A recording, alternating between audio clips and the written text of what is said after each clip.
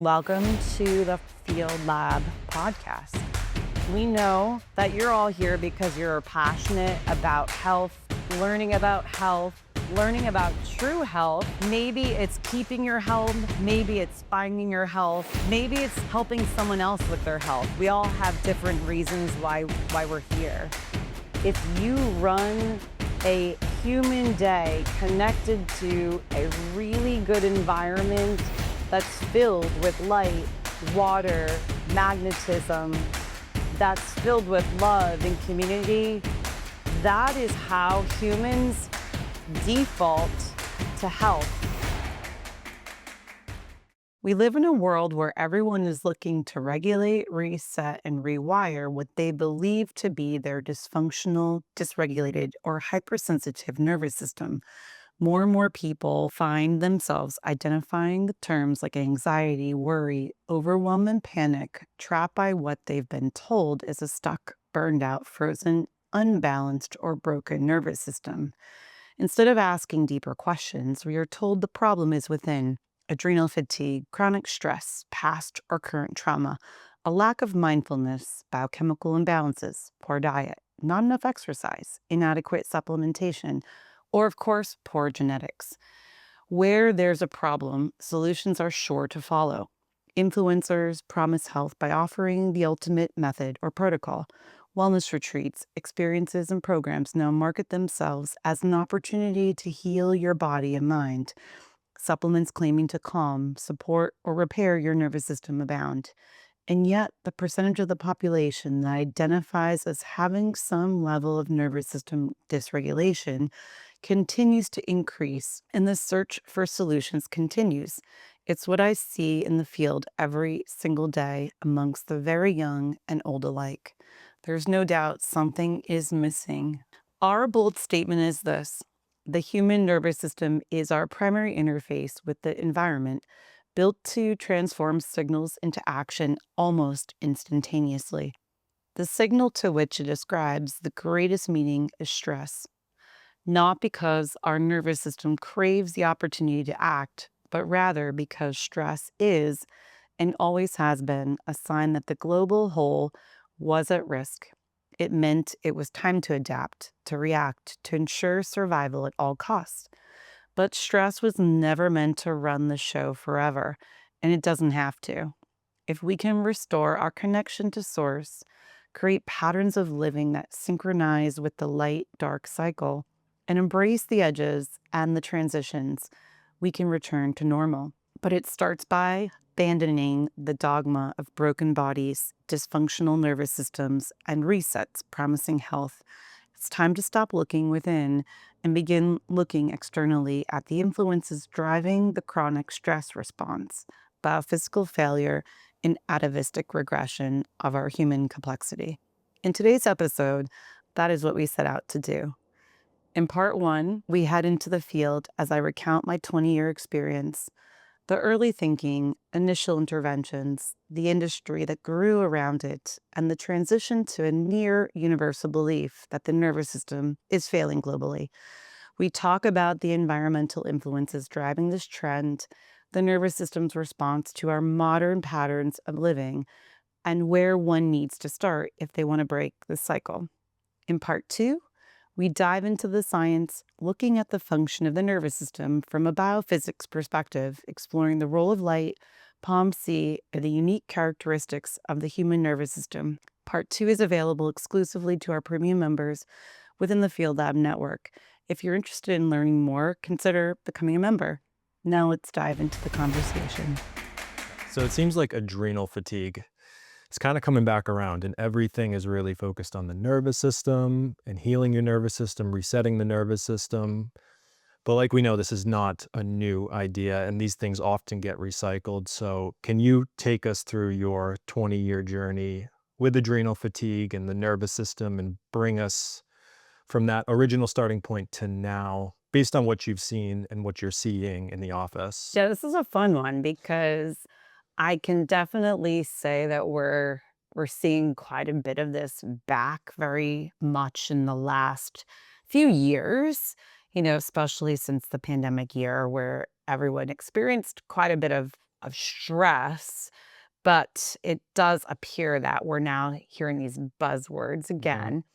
And I think this conversation will be really helpful because how I was taught this to treat this in medical school, these tools that was taught really don't work anymore. Hence Mhm. why we're here, right? Like if these Yeah, were that's why we tools need that this work, conversation. then everyone could just go online and Heal their heal their nervous nervous system. system or treat their adrenal fatigue.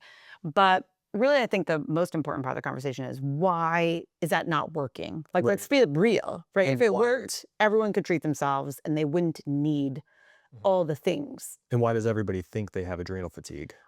Right. Right, it's Yeah, like, it's like why it's a good I mean, even point. before you start treating it, why do you even think you need to treat something? Yes. Yeah. So we definitely will say that we see many patients coming in with anxiety, mood, difficult focus, like really mental, emotional states that are crippling them, Right. are in control of their day to day. They cannot really not Like function. control it. Right. Yeah, like it's just happening. They cannot function in their day, so it's all consuming. Mhm. But I think it is important to kind of have this conversation around what we're still taught. Like what is that biochemistry basis? And then what's the deeper way of thinking about it? And then really, how do you how do you actually get your function back? Mhm. Because if you still treat it the original functional medicine way, you will get nowhere. Right. Right. So I think it's fun because there's very few things I can remember being taught in medical school as like a playbook. When you work with patients like as a naturopathic doctor in the early 2000s, it was a lot of people coming in for gut stuff, GI stuff, needing detoxes. There was a lot of that. It was sort of the beginning of like environmental health stuff, and then adrenal fatigue. Interesting. So adrenal fatigue was something I was very much taught to, I would say, like, think of ourselves, our form of alternative medicine as like as experts. That naturopathic doctors were experts in treating adrenal fatigue, diagnosing and treating adrenal fatigue. And remember, like this is pre-functional medicine really being a thing. um, IFM was sort of growing, and there were no MDs or DOs really doing functional medicine. So it was the MDs that really took hold of that. Hmm. And I was taught the terminology adrenal fatigue, Okay. but the kind of origin was all of Hans Selye's work around like the stress response theory, and then it was popularized by, um, a book that was released in the '90s by Dr. Wilson called Mhm. Adrenal Fatigue, and it was very much like a plug and play. Okay. I mean, it was So almost perfect because, like, when you're in medical school, you're thinking, "Gosh, how am I gonna come out and work with patients? Like, right. what are the ways I'm gonna help people to get better?" And if people are attracted to naturopathic medicine, because I think that was what had been brewing, that if you had stress, if you had anxiety, if you had these symptoms kind of getting in the way of your daily function, if at that point, like the internet was becoming a thing, so you could easily research it. You would absolutely come across the buzzword of adrenal fatigue, and it would sort of plop you into the seat in front of a naturopathic doctor. Like if Interesting. you were like thinking outside the box, if you didn't want a medication, Mhm. ultimately, that's probably the story Right. that was emerging. Yeah. I always remember it being something that was unaccepted too. Like not accepted by conventional medicine, so you had to go to a naturopath Also or true. find an Yeah, there alternative. wasn't an ICD-9 code, which was what I came out of medical school with. It wasn't defined. It was sort of in that umbrella. Called it like Yeah, pseudoscience they and but like it was weirdly looking back, like accepted enough that it right. found its way to the public. Became popular. Yes, as as alternative, a little bit woo-woo, but certainly well known enough that it drove you to go get treatments Mhm. from an alternative doctor. Right. So I think it's really important to then like talk about how it's so interesting that it's coming back because I've Right. actually heard adrenal fatigue now asked of me by patients more and more. There's probably the more broad word or terminology, which is like nervous system stress. It's like beyond stress. Everyone knows their nervous system is stressed. Mhm. And I believe that to mean everyone's feeling this underlying sense of anxiousness, of overwhelm, of unease, and that's really running them on a daily basis. Right. So people know they don't feel well. Yeah, something's off. Yeah, there's Right. there's a general unease that Mhm. then people are looking to treat. Mhm. They're looking for answers, and it's driving a lot in the wellness space right now. Right. What was the biochemical story that was painted to you when you were learning about adrenal fatigue and maybe even when you were treating it initially? Yeah, I mean, biochemistry is so perfect to use as the foundation for the story of adrenal fatigue. Mhm. So it was very much an easy way to I should say this.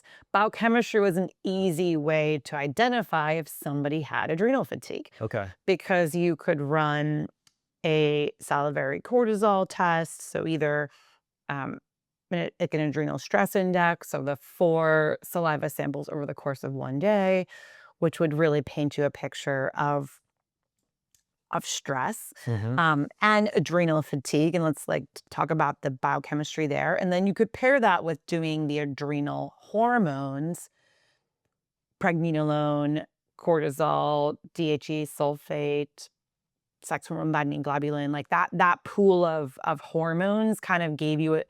I remember like an adrenal picture. So you could just check those boxes So and you could say, check those boxes. So if you it's were pretty easy. Mhm. There were some other tests, like back when I first came out of medical school, that would look at neurotransmitters. So I Mhm. do remember that being weirdly like covered by a lot of insurance companies. There, there was a company that would let you do this um, neuro, urine neurotransmitter test, and I was taught that in medical school and used it quite a bit until the insurance company stopped covering it, Hmm. and then that sort of faded out that picture. But basically, you could look at the neurotransmitters. So excitatory neurotransmitters would show up as being high, and then the stress response, I was taught, would show up in phases. So if there was acute stress, then you would see a certain picture and then you would treat it a certain way. Mhm. And then there was sort of a in between phase where the body was trying to find its regulation, and then there was like an adaptive phase, which Okay. which would be adrenal burnout or like full adrenal fatigue. Mhm. So you could really like test somebody and then easily paint them the story of like, oh, here's where you are at. And I remember telling them about the spectrum, and here you are in the spectrum, and then here's your solution. So if you were in the acute phase, you would treat it really supplemental, Okay. and then I hate to say it, like, if there was a whole supplement protocol. Mhm. And then if somebody was adaptive, you would treat them a different way. And then if somebody was in burnout, you would treat them a different way. Okay. So there's a protocol for every phase. Protocol for every phase. Right. Normally, phase one would be high cortisol, Mhm. high salivary cortisol. Like you would see everything high, high excitatory neurotransmitters, basically fight or flight, sympathetic, run from the tiger situation. Interestingly, back in 2006, I did see some of those people, again, like as a new, fresh doctor, that it was in medical school, I saw it too. So, like, it was a clear picture to me that I knew what I was doing with that, so Mhm. there was that person, and then it was I wouldn't normally say I would see so many people in the middle phase because that was a little more undefined. Like generally it was you would catch somebody or you would catch somebody that they were already burned out. So it's pretty binary. Kind of, Yeah. yeah. And then you would so normally I saw way more of a burnout. Okay. Everyone had really low DHE sulfate.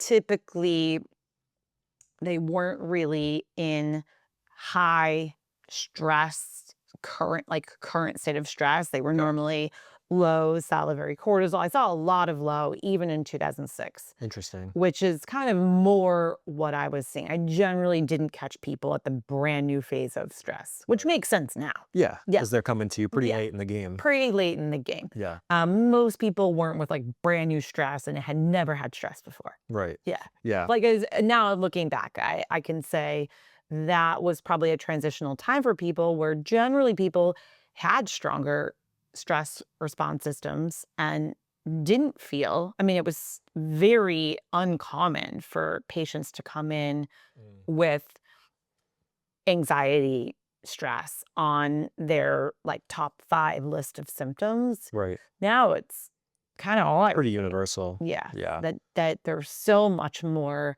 general stress Mhm. that someone is feeling, and then they describe it as anxiety. Okay. Gotcha. So I think it's important because that biochemistry analysis is still what is being used today, maybe even more fine-tuned. So the playbook really hasn't The changed? playbook hasn't changed, and it's almost developed more Mhm. because the biochemistry is so much easier to access. It's like Mm. now you can, there's so many of these companies now, you could test your hormones every month and track your progress, your protocol. Mhm. So if you're doing an adrenal protocol, then you can monitor it with the biochemistry. So everything is very much based on you're going to have stress, and that could be from any cause. And that stress is going to show up in your biochemistry. You're going to have abnormal labs, and you must have a protocol to treat it. And then you can monitor those labs for biochemistry correction. Gotcha. And that's very much the model, Mhm. which then, if you kind of think through that lens, does that, this is the way I think about it, does that really mm, tell you anything about having a better nervous system? Mhm. I mean, really theoretically, all of the protocols, even if you're seeing beyond supplementation, because now, 20 years later, the protocols have to be way more heroic to actually feel something. Yeah, to have any effect. Yeah, so most patients aren't able to just take some supplements and feel better. Now, I should rewind in that the reason why I can say I was very not confused, Mm. but it felt like the right action was that I did have patients early on, some of these, especially, older women, maybe going through just changes in life, like, all the things that kind of happen in your later years with like retiring and, kids growing up and, and like maybe ending like you're in menopause, like all the things. So, Mhm. so like a lot of those women, you could give them some adrenal supplements Right. and man, they would feel better. So it actually worked. I mean, it totally did work. Right. I mean, I look back and think it totally worked because otherwise I would have been questioning it much earlier on.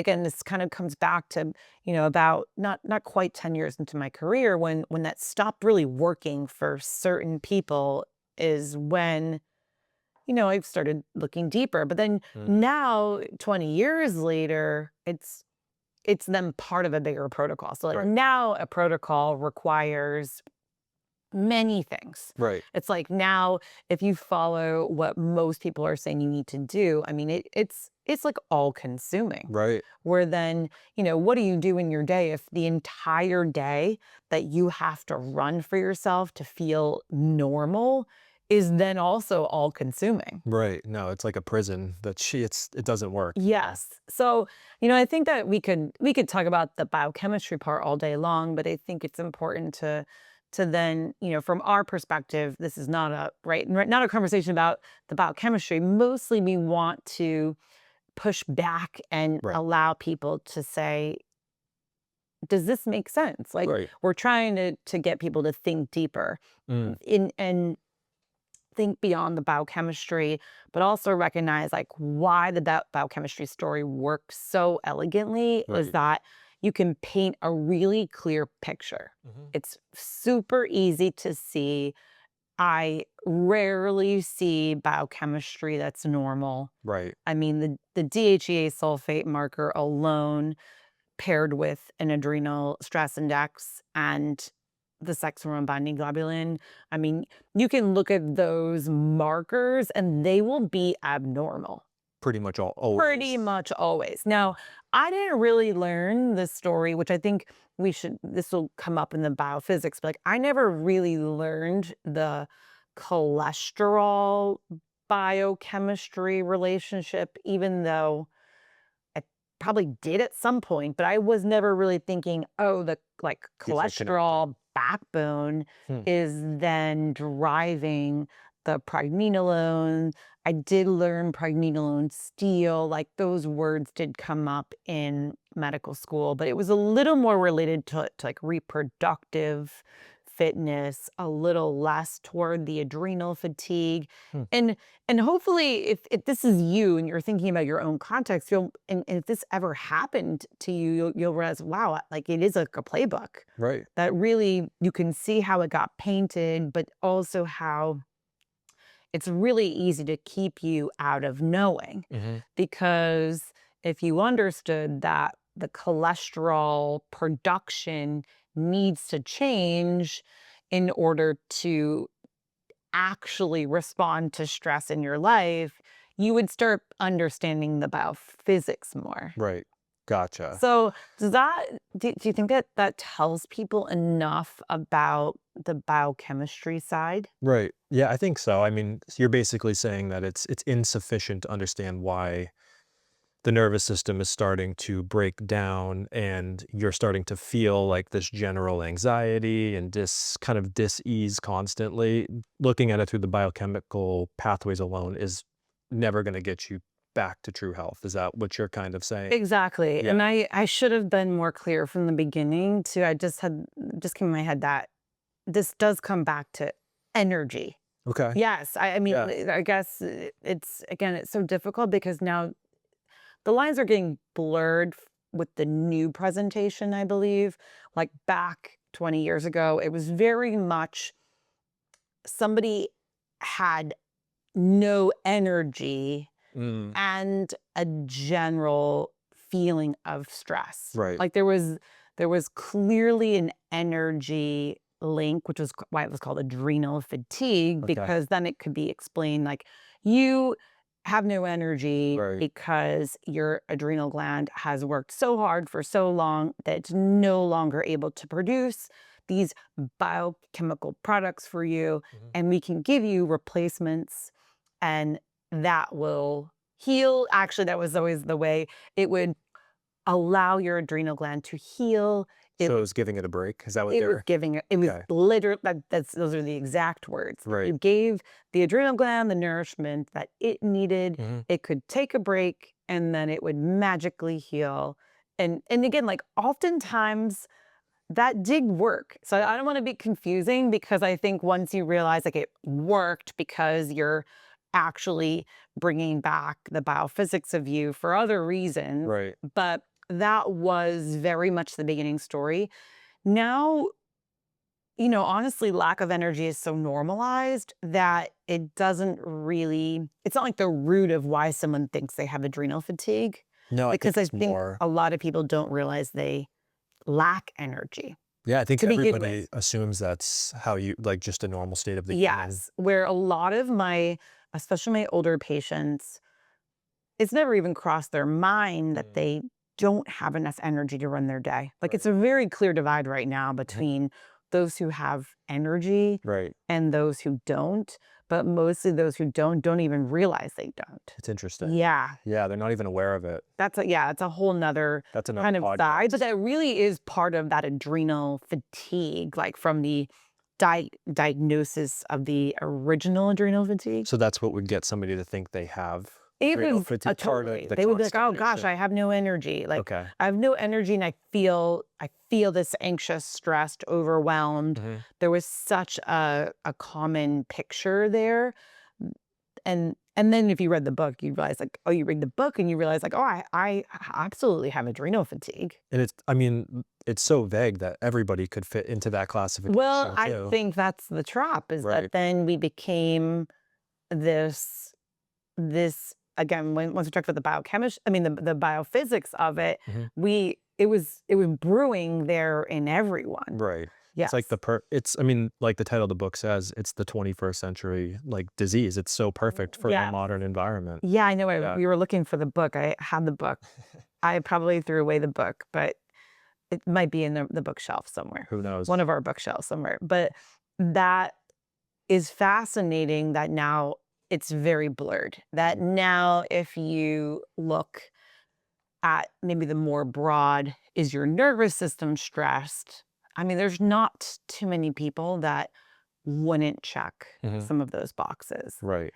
And again, like a lot of what I initially practiced with, like I used to use like this like stress index check form that came from Metagenics. And then it was a perfect plug and play of like what supplement. I mean, you can see where everything was so literal, linear, Mhm. easy, because people do like to see that, oh, here you check these boxes, this is the match for you, and if Right. you do this, you will get better. Mhm.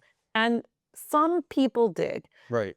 but over time, then that stopped working. Right. So when you started looking beyond the biochemistry and using the biophysical approach, what did you find as it relates specifically to adrenal fatigue and the nervous system and kind of where everybody's at right now? Yeah. So, let's like come back then to if we think about those labs. So like we Mhm. we think about this biochemistry, where does the biochemistry go wrong at the root? Mhm. So of course, like this is what we see. I mean, we see generally adrenal stress indexes will be either completely lacking robustness. So every value is low. That's still the most common picture. There's quite a bit of them which will have an evening elevation that absolutely I see more than I saw 20 years ago. And there was quite a bit of time where I never did that test because honestly, like I remember thinking everyone has this problem. How is that really helping people? Like Mhm. there was a moment there in the middle of my career that it just felt very distracting for people that then that's when I started treating more broadly and like Okay. what are the things that humans need to function Mhm. again, which kind of changed my thinking, which led me then to biophysics is like what's now less of a treating Mhm. the person of their diseases and actually restoring health and normal so that way these things don't manifest. And so like there Right. was an in between there where I just stopped really running that test. I had though other doctors in my practice who were still regularly like running it. Mhm. So I, had a lot of data that basically it was like, okay, this is really abnormal for everyone. Like there's rarely a person that comes in with a Right. normal. Yeah. But then I started rethinking it. So once I understood and learned biophysics, and especially that in a normal state, the cell doesn't have to run the stress response. Okay. So coming back to like, okay, now every human is built to run a stress response when they're disconnected from a normal Earth day cycle. Mhm. So of course, this is everyone, right? So This is the then modern world. this is the modern world, but especially in the last 20 years now that we've changed the rhythms of the day. So if you change the rhythms of the day where someone doesn't have to wake up and there's sunlight, someone can Mhm. eat whenever they want. They definitely are eating less and less food that's informational from their location. The LEDs, the technology has gone from really not much to everything that's running the human in the last 20 years. And then everyone's just running a chaotic schedule. Right. No one's eating regularly, no one's eating regular food, everyone's staying up late.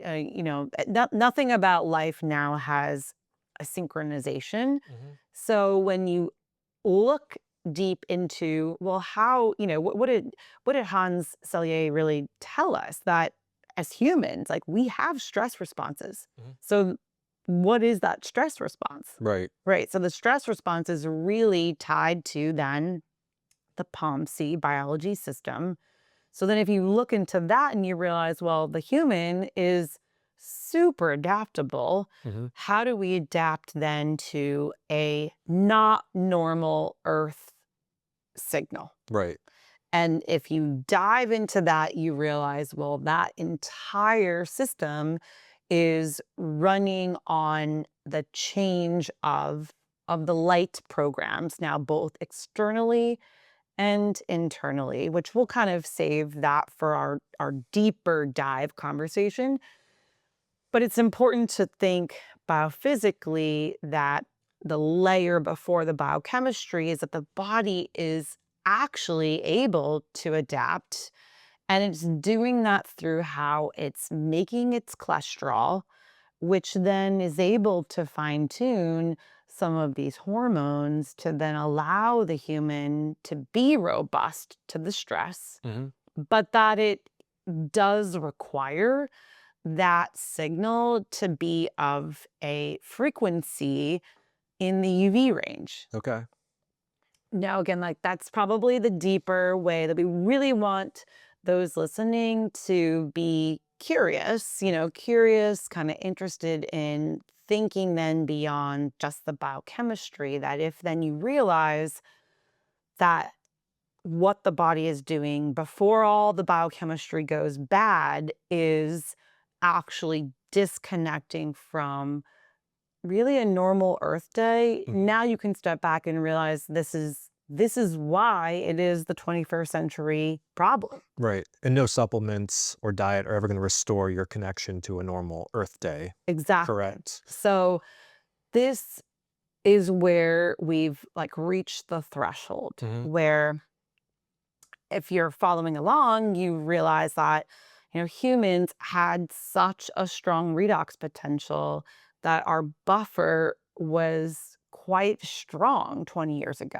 Hmm. So there might have been a disconnection, but sometimes if you input some energy into the system, it could, in a bad way, like Right. pull from your reserves to actually feel a little bit better. Right. And Just get sometimes that reset things. you. And then once you were out of that stress response, there was always that slippery slope of like most people felt worse because they didn't understand when they felt bad. Hmm. And then it was snowball. And, Right. and really is oftentimes once somebody regained health confidence, no longer felt poorly, Hmm. it just changed everything for them, which Interesting. which is, still what I see a lot of. Like, people are so health anxious Right. because when you don't know what's going on, Hmm. it's a really tough place to be, which is part of why, Field Lab exists. True. Right. Yeah. But again, I don't want to get too complicated because I don't want to like lose people in the biophysics conversation in this segment of Yeah. our talk.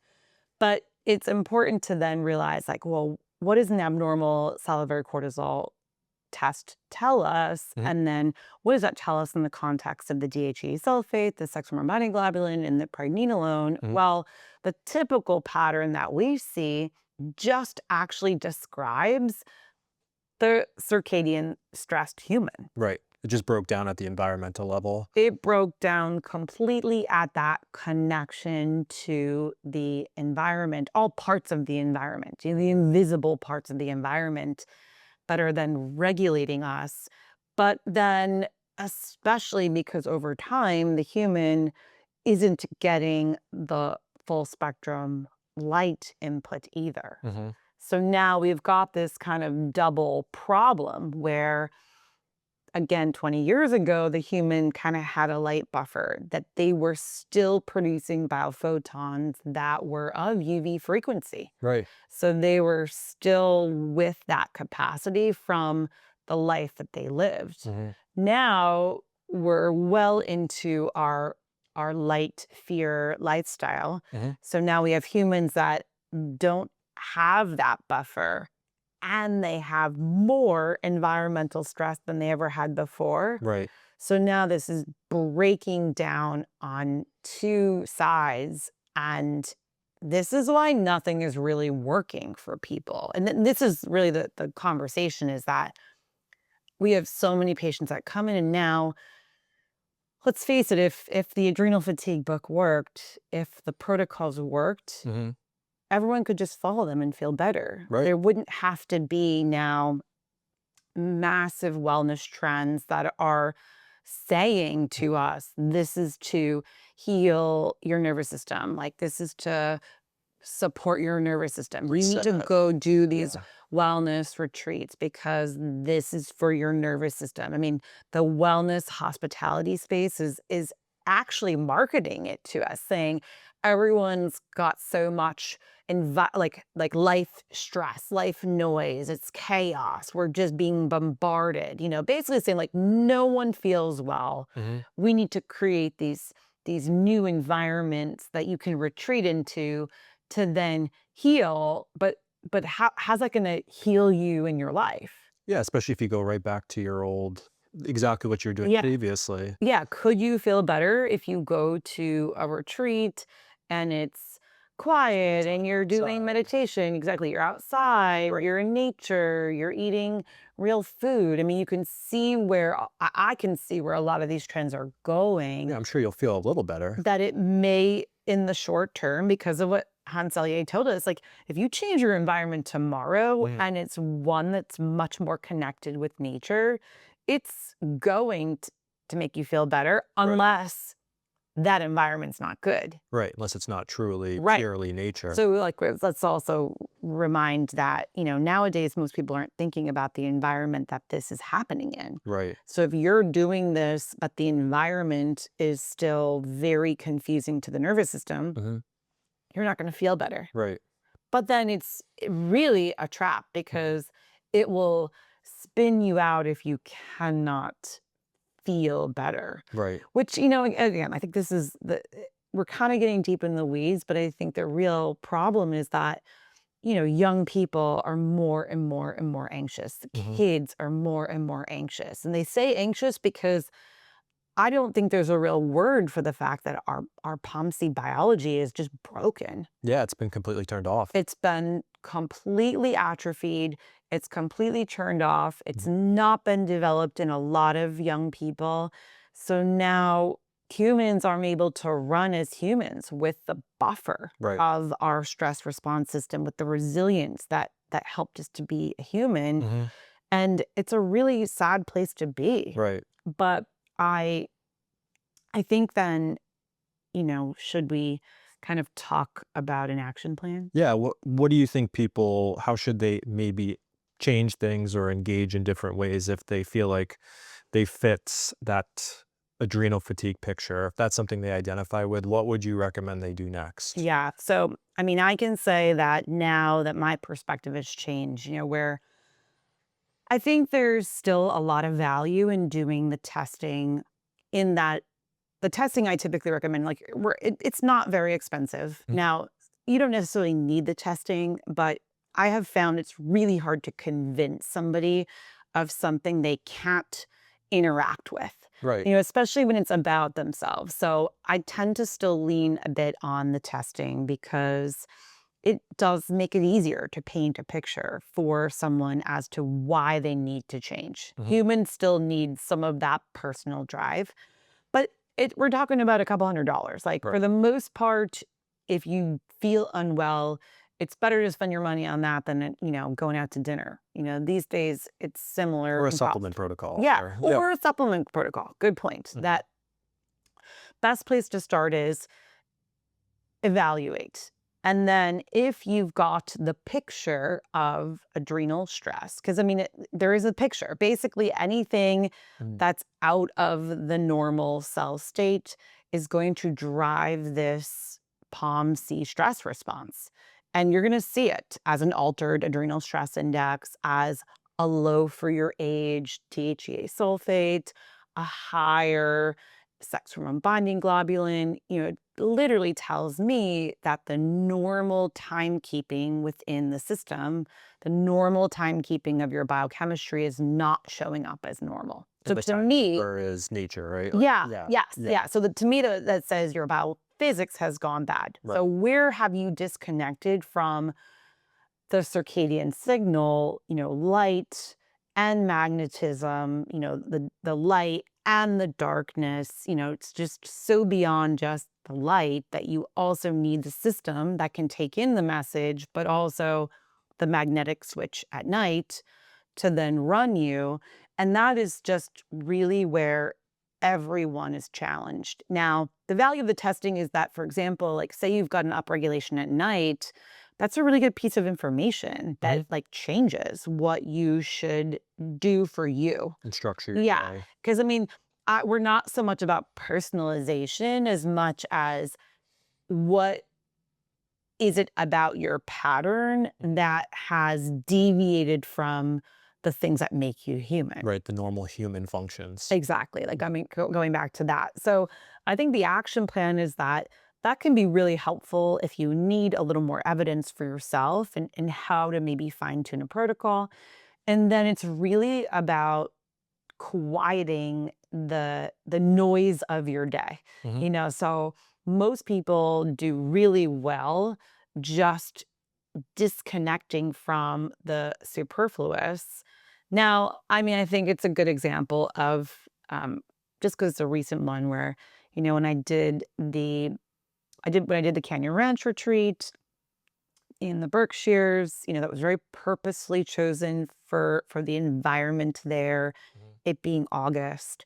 And then when we just did our March event in El Salvador, like both of those were specifically chosen because of the environment, and the framework of the day was purposely very slim and very minimal, Right, which I know is quite opposite of like what is the normal like wellness space where 100%. it's like, okay, what thing do you need? Right. Do you need devices to track? Do you need things to do? Do you need people to heal you? Like really it's so much still about like giving then your power away, Mhm. instead of realizing that, okay, what do I need to do? I need to plug into an environment in which I can really understand that I need to reconnect with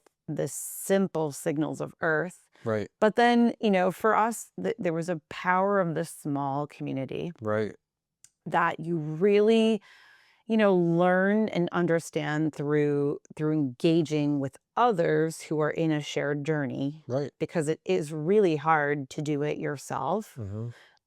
And it needs to be enough time. There needs to be enough time. So you're not going to go somewhere for a day and I mean, even at Canyon Ranch, like they do a weekend like rest and retreat.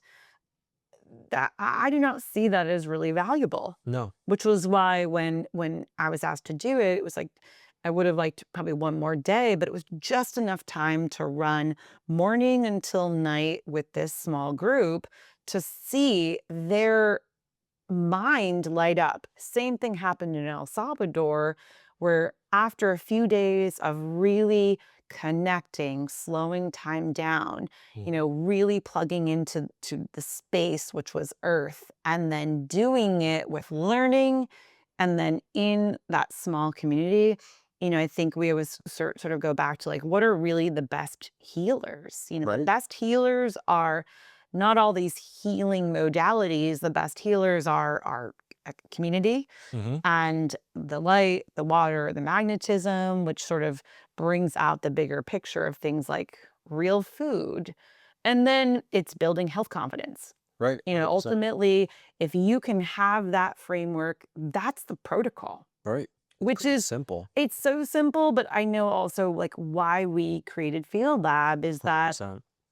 it's really beyond the old way. It's Mhm. really beyond the alternative medicine way, which sort of put people in that in between where, when medicine wasn't what you wanted to do, but it also could be the drugs failing. So True. I should point that out, but that's also what I see now too, is that, sometimes the quick fix would work for people. Right. And so the pharma-based model was definitely the 20-year ago approach, but then there were people that came to me who were not wanting the meds. Nowadays, it's interestingly the same model, but it's also people who don't respond to the meds Or the side effects are or they just feel unbelievable. terrible Yeah. or worse. So now I'm getting more patients who Right. then still don't necessarily want the conventional model, Mhm. but some that don't respond now to the conventional model. But then we're realizing that what's really what's the opportunity for people is conventional medicine and alternative medicine.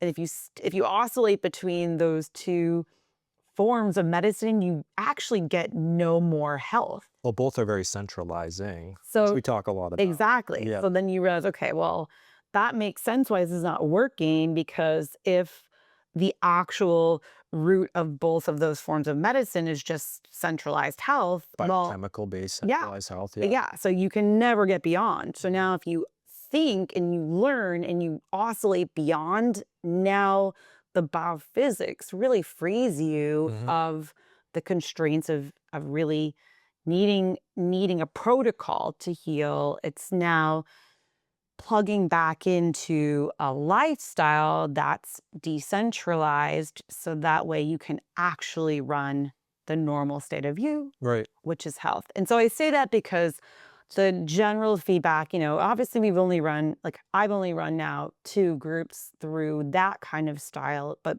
both events were very obvious to me that the feedback of those from the event was that this is unlike anything they had experienced before, and especially from Canyon Ranch. These are all people who had done wellness retreats. 100%. In fact, like some of them had Done done any of them. many wellness retreats, and again, the general feedback was that this was unlike anything I experienced before, Mhm. but interestingly, much more practical. Right. That they got the concept that I was trying to deliver, that this is not about retreating, Mhm. because Canyon Ranch was advertised as a retreat, even though I was teaching it as a not retreat, The opposite. as an opposite. Hence why we call ours the health field trips, is that I really want to help create an experience for people to realize that all you have to do is learn that framework, Mhm. and now you can run your life that way. Right. Now, it doesn't necessarily mean that you have to go do a health field trip with us. No. However, some people really need the deep dive Mhm. or enjoy the deep dive and also really are able to elevate so quickly. It's like what Right. for 5 days, which was our last one, 7 days will be our next one. It's a life-changing 7 days, 100%. unlike any other probably 7 days that most people have lived especially their adult life. Because that was the few, I'm maybe talking about this too much only because I think that it's such a moment coming back to stress that one of the most exciting things I heard from more than one person attending was, I never really thought there was so much new to learn as an adult. Right. And then that's really empowering that you can start making sense of, like, why do I feel this way? If you Mhm. start understanding it because of POMC biology, it is so easy to understand. Right. It just unlocks a whole new, like, world of understanding. Yes. Yeah. And then that is that health confidence that really is one of the top healers of you. Mhm. So when you're really thinking about healing journey, I think it's the right terminology that in order to heal, you have to come back to this understanding of biophysics that I think humans intuitively had. They didn't have the right words and the right language, Maybe but that was an advantage too. probably was Yeah. because then we were less apt to violate the Right. And rules. manipulate. But then I think we're going to leave then the deeper conversation around POMC biology for our second lesson. Mhm. I think though that this should help people to realize like you can have action around this. In fact, Right. you should have action around this because there is potential to actually heal your nervous system, Mhm. not just make it feel better for a day. Right. And I think it's important for people to remember that we've been taught that the human is flawed and things are broken and we have to kind of heal and fix things, but it's ultimately the environment that's broken. It's not you. You Yes. need to just reconnect to that normal earth, light, dark cycle. Everything inside of you is just waiting for that information to be restored and then just work again. Yes. Yeah. And so, the other buzzword is the vagus Yeah. system, where it says buzzword because that seems like it's kind of coming back around. It's never been gone, Right. but there's absolutely a greater sense of knowing that, we've got an autonomic nervous system problem, that we have this disconnect from the normal flow, which our system should be able to go between sympathetic and parasympathetic and have really no problems Mhm. flowing between the two systems, but we do not because of our POMC system being so dysregulated. Right. So probably that's I think hopefully that's a good enough. primer for the Yeah. most And part. again, like our whole goal is to help people to ask us questions because then we Yeah. can always do a follow up here.